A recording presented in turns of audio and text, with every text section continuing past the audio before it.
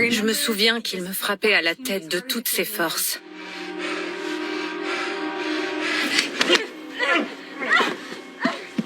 Je le sentais qu'il me suivait. Il allait me rattraper. Il m'a dit, tu n'iras nulle part. Je me souviens que je ne pensais qu'à mon fils. Tu vas crever. Tu vas crever. Quand le désir l'emporte sur la raison, il peut tourner à l'obsession mortelle. Ces histoires vraies sont relatées par les victimes.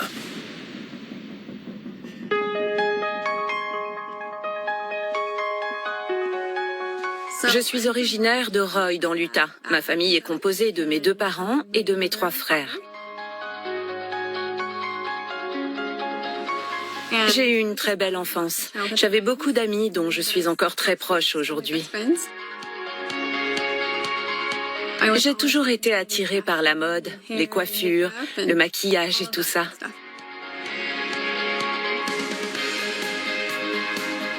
À 19 ans, je suis partie vivre à Boston, dans le Massachusetts. Et je ne savais pas quoi faire dans la vie. Quand j'allais en soirée, je voyais toutes ces filles habillées à la mode, avec des coupes de cheveux super mignonnes. Elles étaient si belles, je voulais être comme elles. J'ai dit à mes amis, je me demande dans quel domaine elles travaillent. J'ai appris qu'elles étaient coiffeuses. Je me suis dit, peut-être que je devrais devenir coiffeuse. Et je suis partie faire des études de coiffure.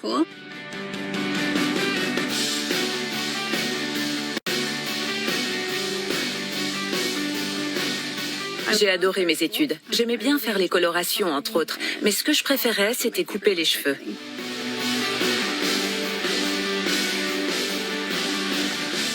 J'ai eu mon diplôme au bout de 2 ans.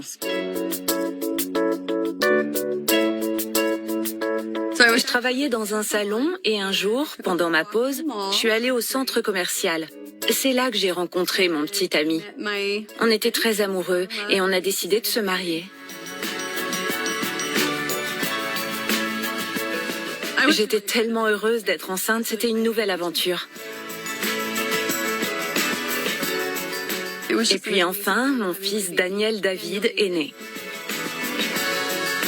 Il était magnifique. Il pesait 3,5 kg, il avait de grands yeux bleus.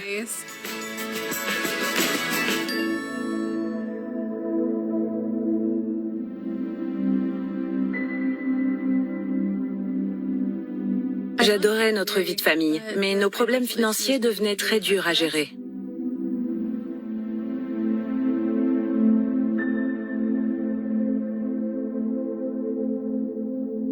On a décidé de divorcer, mais de rester amis. C'était la meilleure chose à faire. Je travaillais comme une folle, je travaillais tous les jours. Je ne vais pas mentir, c'était très stressant, je travaillais énormément. Je devais déposer mon fils à la garderie et je détestais ça. Je culpabilisais énormément. Je voulais pas l'y mettre, mais je n'avais pas le choix. Je devais subvenir à nos besoins.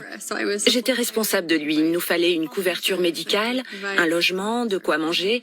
Tout dépendait de moi.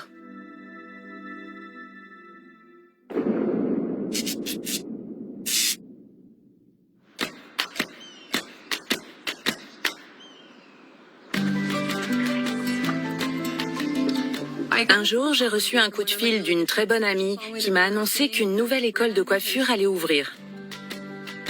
Une école très renommée, très chic, et elle m'a dit « Savannah, je vais être directrice de cette école et je voudrais t'embaucher. » J'ai eu comme un déclic, comme si c'était là que je devais aller. À l'époque, je vivais dans le centre-ville et je devais faire plus de 50 km pour aller jusqu'à Ogden. Je passais beaucoup de temps sur la route et c'était compliqué pour aller déposer et récupérer Daniel. Un jour, je me suis promenée à North Ogden en voiture après le travail. En passant, j'ai remarqué une petite maison avec un panneau à louer devant. J'ai tout de suite appelé la propriétaire. Elle m'a dit que sa précédente locataire était partie précipitamment, qu'elle l'avait laissée en plan et que la maison était disponible. Elle a ajouté que la précédente locataire était mère célibataire et je me suis dit, tiens, quelle coïncidence. J'ai remarqué que la communauté était composée en majorité de Mormons alors que mon fils et moi ne le sommes pas. Hey, buddy, what's your name? Un homme habitait la maison mitoyenne. Il semblait plus âgé, il devait avoir environ 60 ans. Il s'appelait Todd. Il avait l'air de se sentir seul. Let me know if you need a hand. I got this, thanks. I pack light. Je lui ai expliqué que je venais du centre-ville. Il avait l'air aimable, très gentil. Il faisait un peu penser à un grand-père bienveillant. Ça avait un côté rassurant.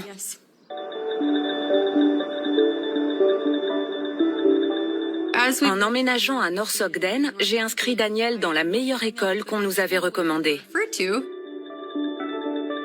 J'étais directeur de l'école. Je m'occupais de la gestion et du recrutement des enseignants pour en faire un endroit chaleureux et agréable pour toutes les familles et surtout les nouveaux arrivants. Et Savannah en faisait partie. Je me souviens, quand elle est arrivée, elle était tellement avenante, aimable, enjouée, sociable. Elle était ravie que son fils soit dans cette école.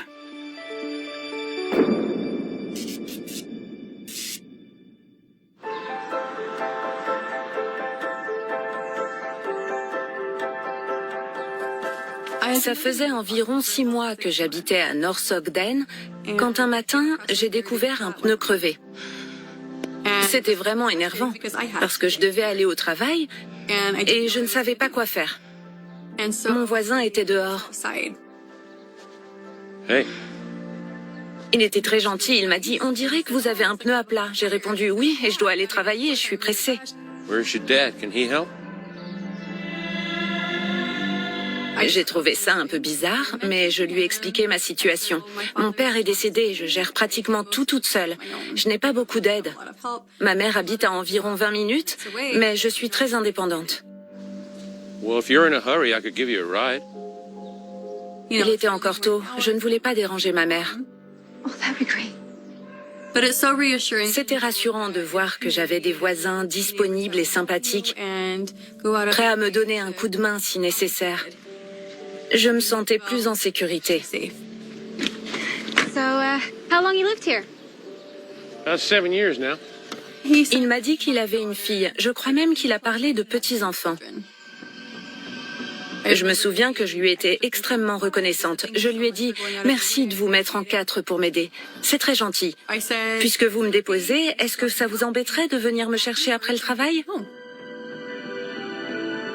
Il a répondu « Bien sûr, pas de problème. Voilà mon numéro en cas de besoin. » Et le soir, il m'a raccompagnée à la maison.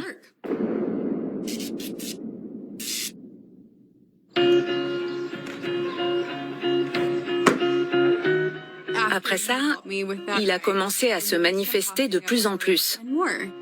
Un jour, je suis rentrée avec des stores et il était dehors. You need any help hanging those? I should be fine. You got a drill? No. Do you? Donc je l'ai laissé m'aider à accrocher les stores. C'était agréable d'avoir un peu d'aide. Mon père me manquait et c'était gentil de la part de Todd. C'était un excellent voisin, alors j'ai décidé de lui offrir une coupe de cheveux gratuite. J'étais en train de regarder sa coupe et la longueur quand je lui ai demandé « Alors, qu'est-ce que je vous fais ?» Et il s'est retourné complètement et il a braqué son regard sur moi. C'était une sensation très étrange. C'était vraiment bizarre, parce qu'il ne souriait pas. Mais il n'était pas fâché non plus. Il avait le regard vide et je me suis sentie très mal à l'aise.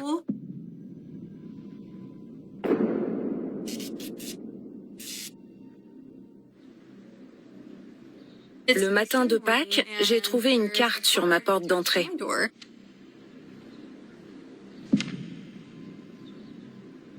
C'était écrit « Merci d'être mon ami, soyez bénis, meilleurs amis pour la vie ».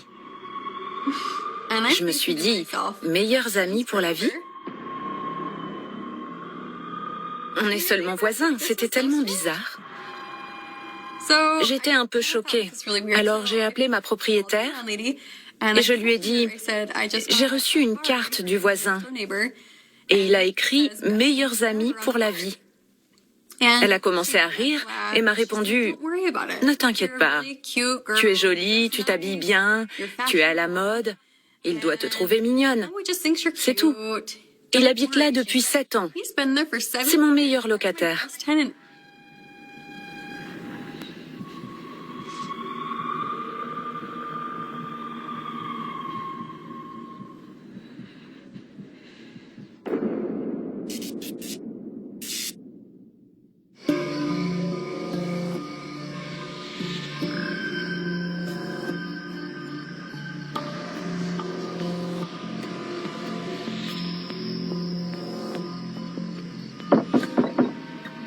Il était 11 heures du soir et je dormais profondément. J'ai entendu frapper à la porte d'entrée. Mais je me suis dit que j'allais laisser frapper parce que je refusais d'ouvrir à n'importe qui à cette heure-là.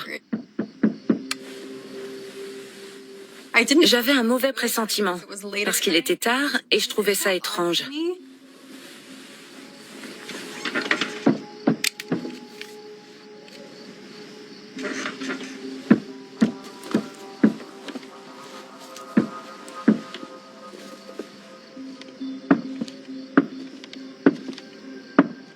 Mais comme on continuait de frapper, je me suis dit que j'allais devoir appeler la police.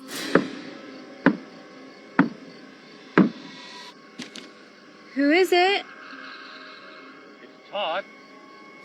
I have a package for you. I'll get it in the morning.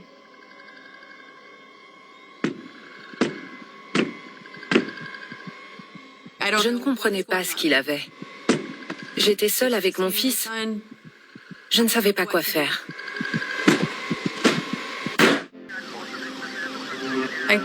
J'ai appelé la police. Je voulais les prévenir que mon voisin immédiat me dérangeait en frappant à ma porte sans discontinuer.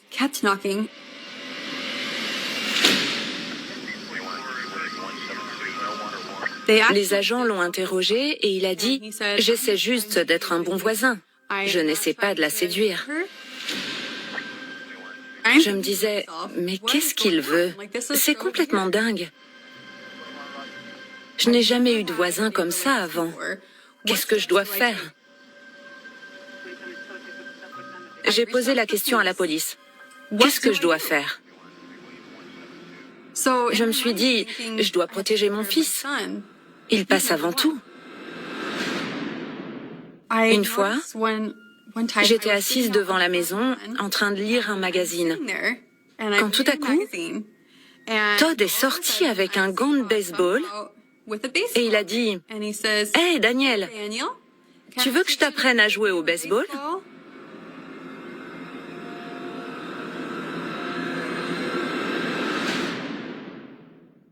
Et j'ai pensé, ça devient gênant. J'ai dit à mon fils, Daniel, on doit rentrer à l'intérieur.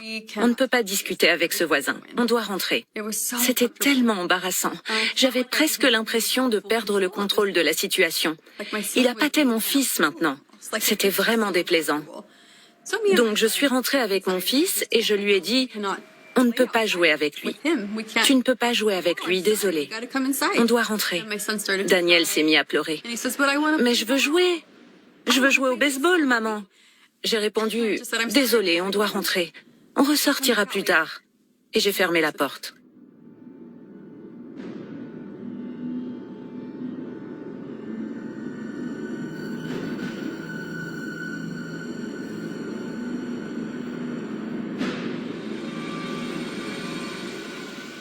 J'avais clairement l'impression qu'il essayait de gagner l'affection de mon fils, tout en prétendant être un bon voisin, quelqu'un de serviable, un bon ami.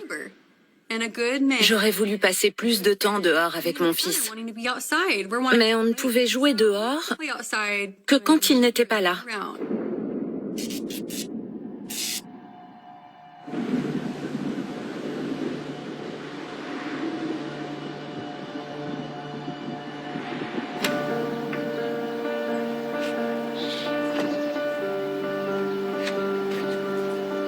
En sortant de la maison, j'ai découvert que j'avais encore un pneu crevé. Je me suis dit, bon sang, je vais être en retard au travail.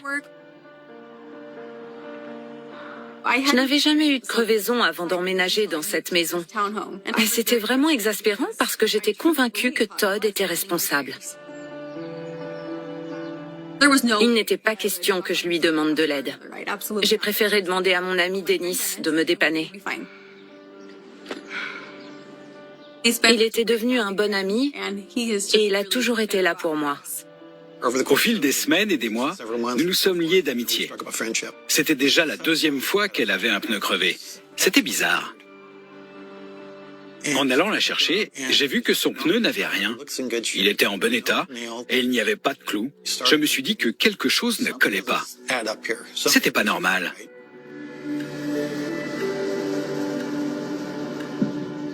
Pendant tout l'été, chaque mois, Todd a déposé un cadeau devant chez moi. Tous les matins, au travail, on avait des réunions du personnel et régulièrement, un collègue me demandait « Comment ça se passe avec ton voisin ? Il t'a offert quoi dernièrement ?» C'était devenu un sujet de conversation et c'était très très bizarre. Au début, je me suis dit que ça devait être un vieux pervers qui s'était amouraché de Savannah parce qu'elle était plus jeune. Mais je le pensais inoffensif. Il devait simplement se sentir seul et il voulait devenir son ami.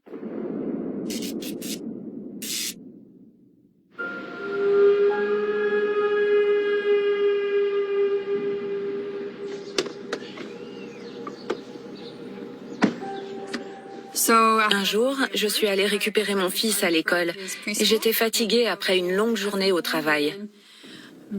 Et en me garant devant la maison,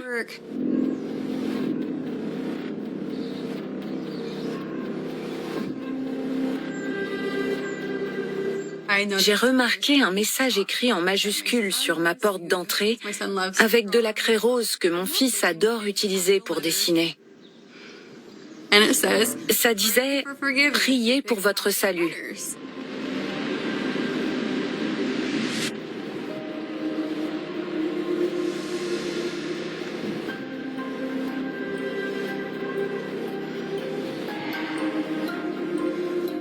Je vivais dans la dernière maison. J'étais un peu à l'écart et j'habitais seule. Je savais que c'était Todd, j'en étais sûre. J'avais son numéro, donc je lui ai demandé « C'est vous qui avez écrit ça ?» Et il a répondu « Non ». Mais je savais qu'il cherchait à me mettre mal à l'aise. Savannah m'a appelé parce qu'elle était vraiment inquiète. Et ça n'a fait que me conforter dans l'idée que ce type était bizarre. Ce n'était plus l'attitude d'un vieux bonhomme un peu seul qui cherchait à attirer son attention. Les agents de police lui ont demandé de sortir de la maison en ma présence et lui ont demandé « C'est vous qui avez écrit ça ?» No, sir, I didn't write that. I'm a good guy and I'm just trying to be a good neighbor. I know you wrote that. Il devait voir la peur dans mes yeux quand je parlais aux agents de police. Il s'est pratiquement mis à rire en disant qu'il était quelqu'un de bien. Look, if I see anything, I'll reach out to you officers, okay? Et je me suis dit, bon sang, mais il ne voit pas que c'est lui le responsable? Je deviens folle? Je me suis sentie vraiment désemparée. C'était du délire. La police ne pouvait rien faire parce qu'il n'avait commis aucun crime. J'ai donc renoncé en disant, très bien, je vous appelle s'il se passe autre chose.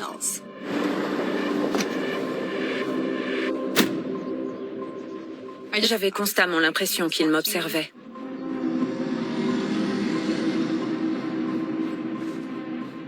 Ça me mettait tellement mal à l'aise. J'ai commencé à me dire que je ne pouvais plus habiter cette maison.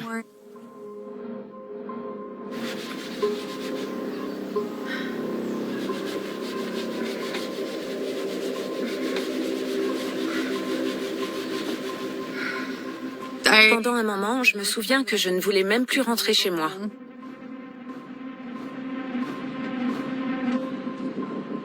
Je faisais volontairement des détours en voiture pour rentrer plus tard.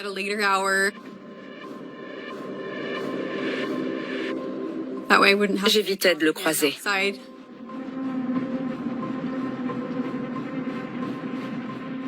Ma famille se faisait du souci et ma mère me le rappelait souvent.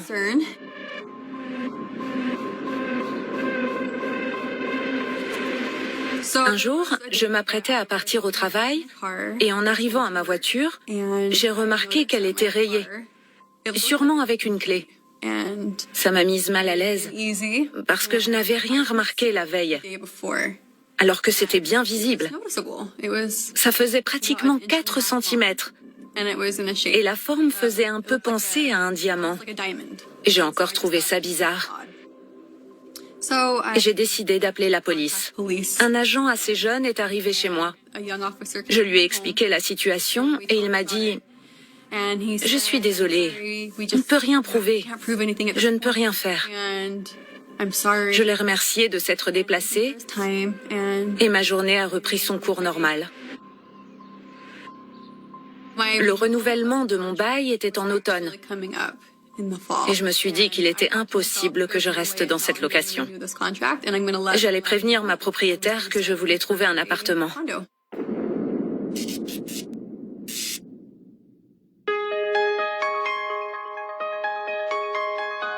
Les fêtes de fin d'année approchaient et on a été invités à passer une semaine à Baltimore.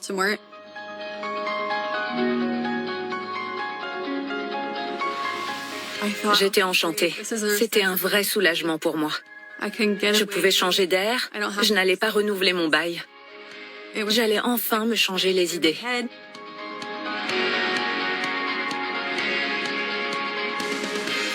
On a visité des musées, on s'est baladé, c'était formidable. Je ne pensais plus au reste.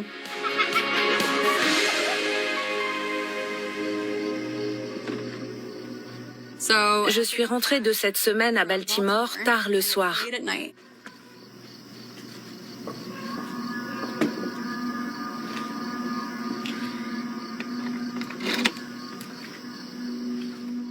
J'ai déverrouillé ma porte d'entrée et j'ai laissé les clés dessus pendant que je faisais des allers-retours. J'allais chercher les valises et je les ramenais.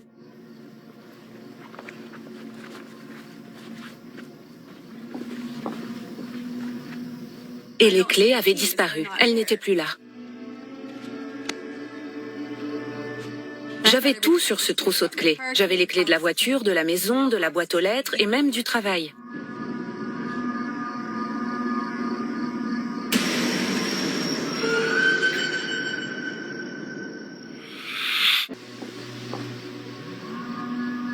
Les clés avaient disparu. Elles n'étaient plus là.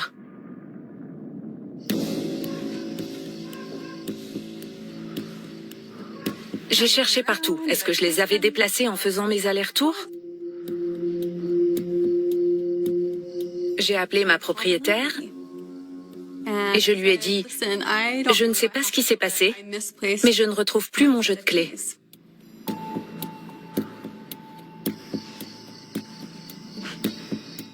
Après une semaine de vacances, j'avais presque oublié tout ce qui s'était passé. Je n'y pensais plus. J'avais retrouvé une vie normale.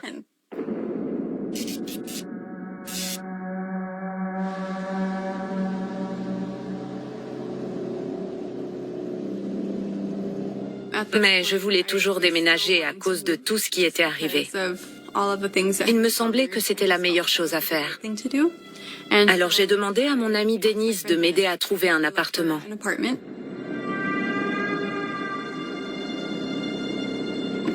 Elle m'a dit qu'elle ne voulait plus rester là-bas parce que l'attitude de son voisin la mettait mal à l'aise.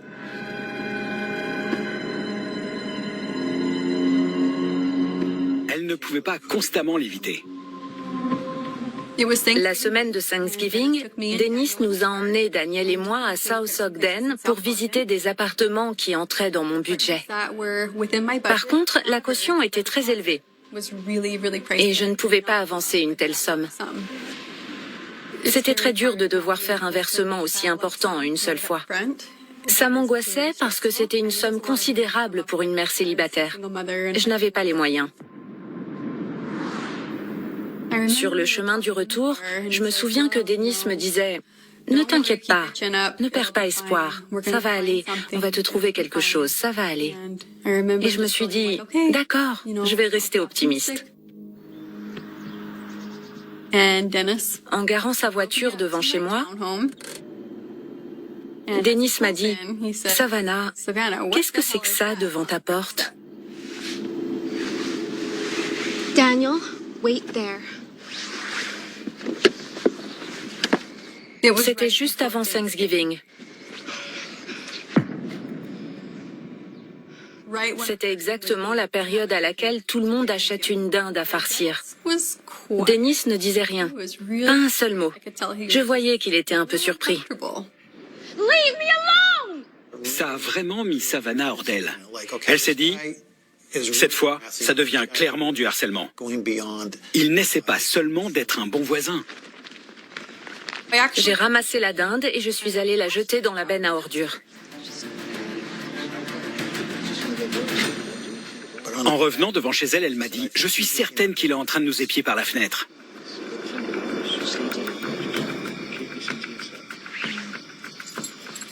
Est-ce que je me suis dit qu'il pouvait être dangereux? Pas encore. Il m'arrive parfois de m'emporter et de parler assez fort, surtout quand je suis contrariée. Donc à certains moments, je suis sûre qu'il a dû m'entendre parler à ma famille et à mes amis. Et il devait comprendre ce que je disais. J'étais convaincue qu'il écoutait de l'autre côté du mur. Et ça me rendait malade. C'était tellement agaçant de ne pas savoir quoi faire.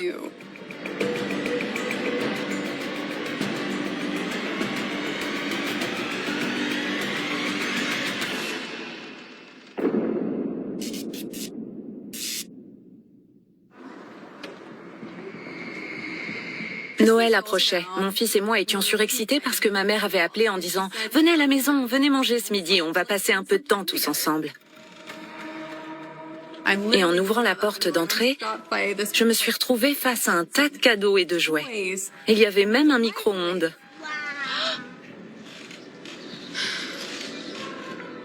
Merry Christmas. J'ai dit « Daniel, on ne touche à rien. » Daniel, leave it.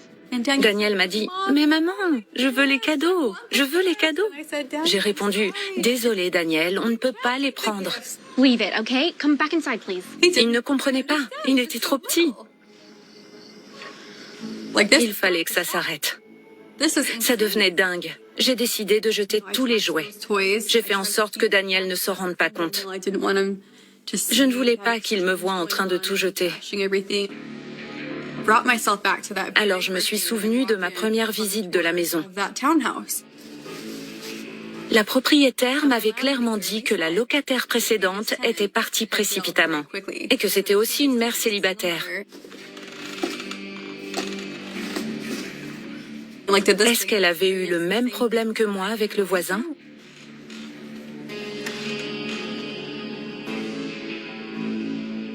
J'aurais aimé pouvoir la contacter. J'ai passé un accord avec mon fils et je me suis assurée qu'il avait bien compris. On a décidé que si on trouvait quelque chose sur le pas de la porte, il ne fallait pas y toucher parce que sinon ça encouragerait Todd et il continuerait. J'ai expliqué à Daniel qu'on ne devait rien accepter.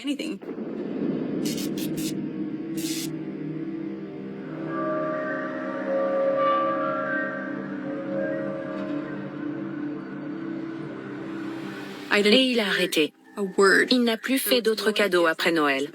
C'était fini. Tout semblait rentrer dans l'ordre. Il nous a laissés tranquilles jusqu'à environ mi-janvier.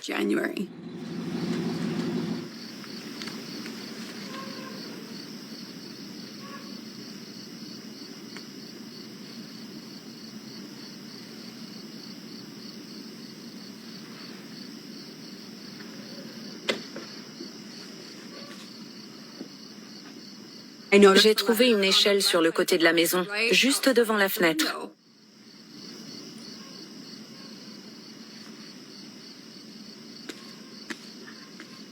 Je me suis dit, bon, qu'est-ce qui se passe? Est-ce que ma propriétaire serait venue faire des travaux?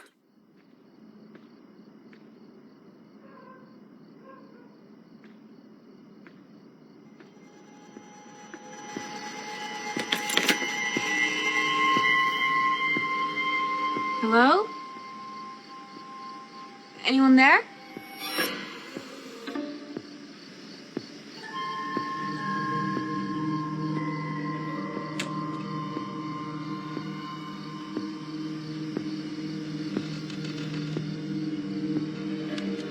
Et puis je me suis tout de suite dit que c'était lui. Ça ne pouvait être que lui. C'était Todd. Je savais que c'était lui.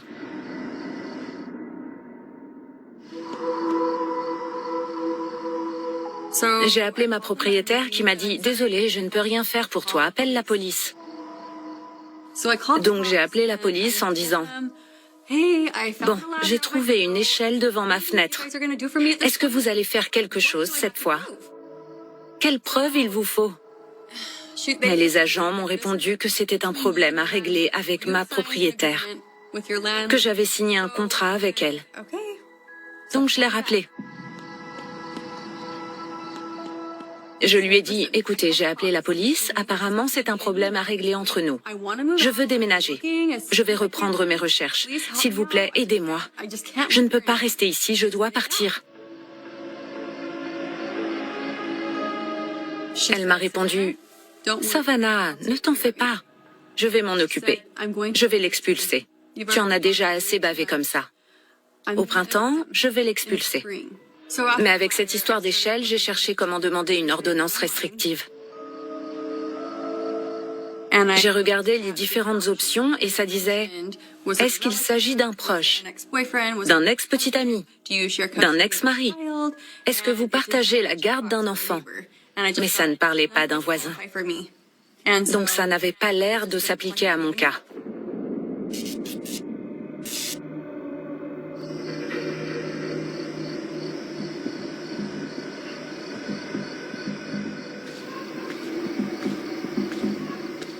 Je rentrais du travail et j'ai vu une grosse tache sombre et je me suis dit, bon sang, qu'est-ce que c'est cette fois? C'était un grand fauteuil à bascule et une peluche était installée dessus. Ça devait être pour mon fils.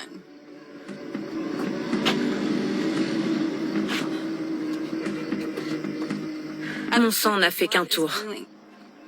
J'étais furieuse. J'ai pris la peluche et le fauteuil et j'ai tout emmené à la benne à ordures.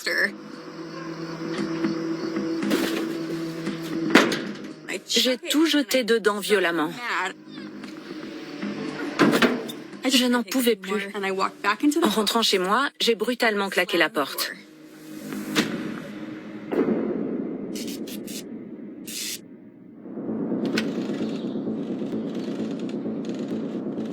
J'étais prête à lui parler en face.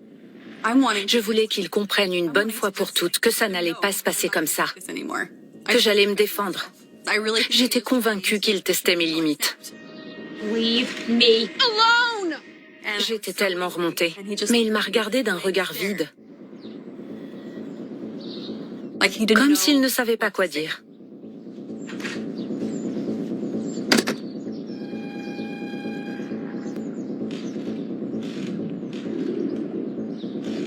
J'étais tellement en colère que je voulais qu'il ait peur de moi. Todd m'a laissé tranquille après le coup du fauteuil à bascule. Il n'y a plus eu le moindre incident, ni en février, ni en mars.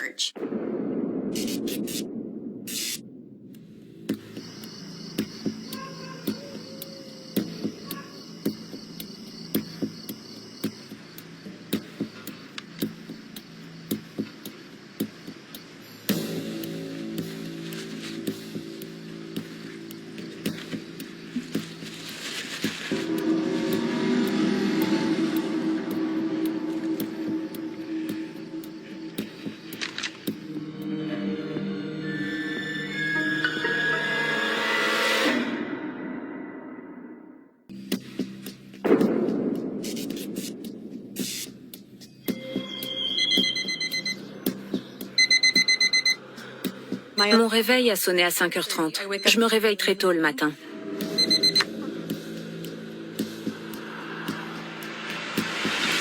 J'ai entendu du bruit dans le couloir. Daniel? Is that you?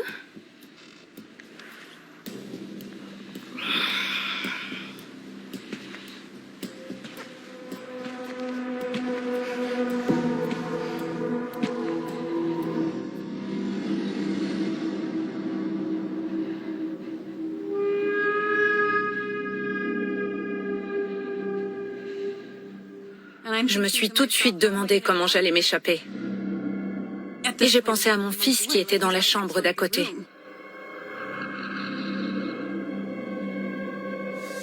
What are you doing here? Shut up!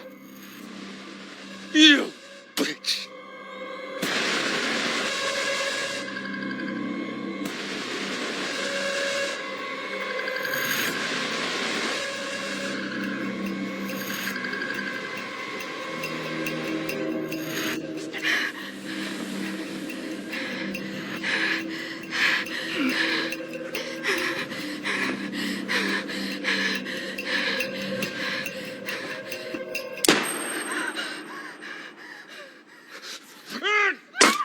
Il a pris son arme et m'a frappé de toutes ses forces sur le côté gauche de la tête.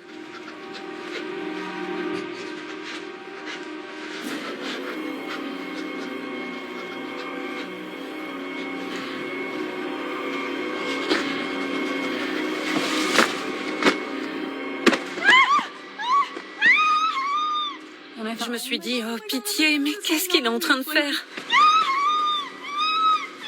Je me débattais de toutes mes forces comme une bête sauvage. Get on your knees! Think of my son. Think of Daniel, please. You don't have to do this. You ruined my life! You evil! Je me souviens qu'il me frappait à la tête de toutes ses forces. Sale garce! Espèce de garce! Tu vas crever! Tu vas crever!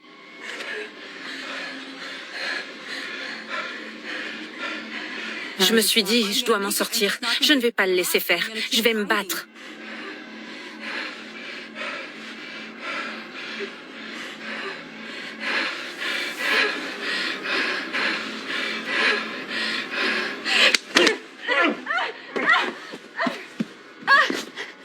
Je le sentais qui me suivait. Il allait me rattraper. Il m'a dit, tu n'iras nulle part. Tu vas crever. Tu vas crever. Je me suis accrochée au montant de la porte d'entrée de toutes mes forces pour essayer de m'échapper.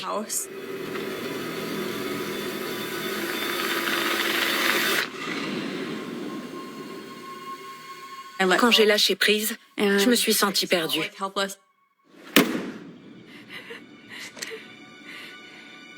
Je me souviens que la porte a claqué violemment et que mon fils s'est réveillé en appelant « Maman!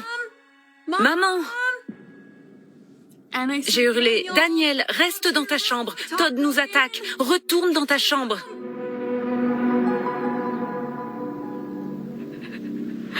Please. Todd, let me go, please. Should I put the gun down? Let's just talk this through.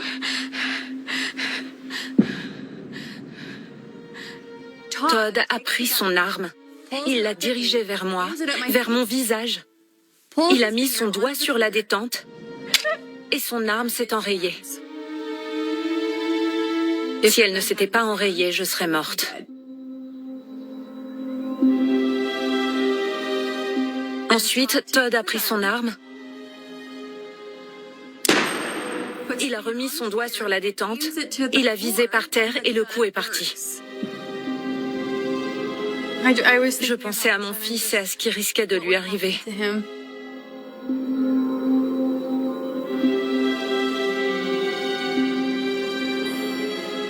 J'étais incapable de me défendre. J'étais sûre que j'allais mourir. J'ai regardé le plafond en pensant « Pitié, sauvez-moi. Aidez-moi, sauvez-moi. »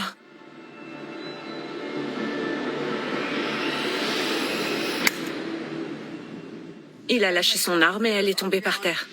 I'm sorry.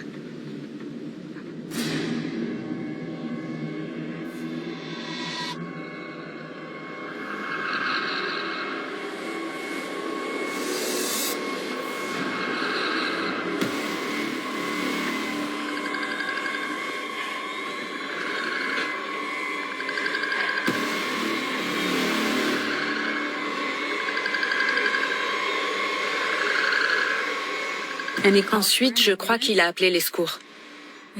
Une ambulance. 911, what city are you in? North Ogden. Okay. I need an ambulance. What do you need an ambulance for? My friend has got a head injury. Okay. Her name's Savannah. How did she get a head injury? I caused it. She's hurt pretty bad. Please hurry with the ambulance. She's bleeding. Please hurry. Okay. Is she completely alert? Are you okay, honey? Yeah. She's feeling she's in shock. Please hurry. Okay. And is there any other part of her body injured, or is it just her head? Hello? Hello?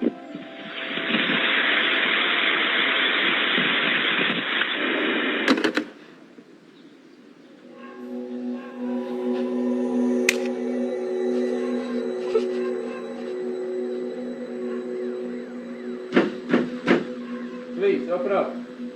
And then, je me souviens qu'il a demandé qui était là. Please, open up.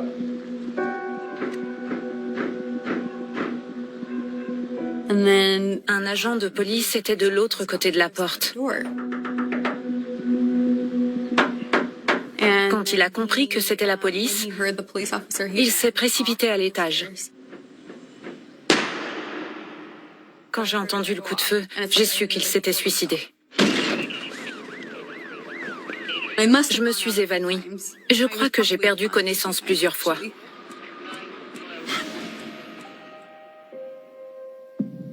Quand j'ai rouvert les yeux, tout était sombre, mais la tête de Daniel était penchée au-dessus de moi. Je sentais comme une lumière, et il a dit « Coucou, maman ». Et j'ai entendu un policier lui dire « Allez, on y va », avant de l'emmener vers une voiture où des agents ont vérifié qu'il n'était pas blessé et qu'il allait bien.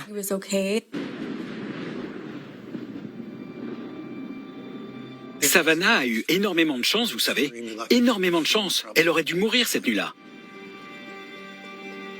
Il a tiré plusieurs coups de feu pour tenter de la tuer. Il avait apporté des liens et des sacs mortuaires. Il avait la ferme intention de la tuer. Je crois aux miracles. Des miracles se produisent tous les jours. J'ai survécu à ce drame alors que j'aurais dû y perdre la vie. Je ne crois pas qu'elle s'en est sortie par hasard. Je crois que quelqu'un veillait sur elle. J'ai appris plus tard que l'arme s'était enrayée plusieurs fois et je suis convaincue d'avoir été protégée par un ange gardien. Quand j'étais à l'hôpital, un agent de police est venu me voir et m'a demandé comment Todd avait pu s'introduire chez moi. Et j'ai tout de suite repensé au trousseau de clés que j'avais laissé sur la serrure. L'obsession que Todd éprouvait pour moi était telle qu'elle a failli me coûter la vie. L'obsession de Todd s'est aggravée encore et encore, à un tel point qu'il a complètement perdu pied. Et en ce terrible 1er avril, ça a failli me coûter la vie. C'est la chose la plus horrible qui me soit jamais arrivée. Mais j'ai survécu. Et aujourd'hui, j'ai la chance d'être là pour le raconter.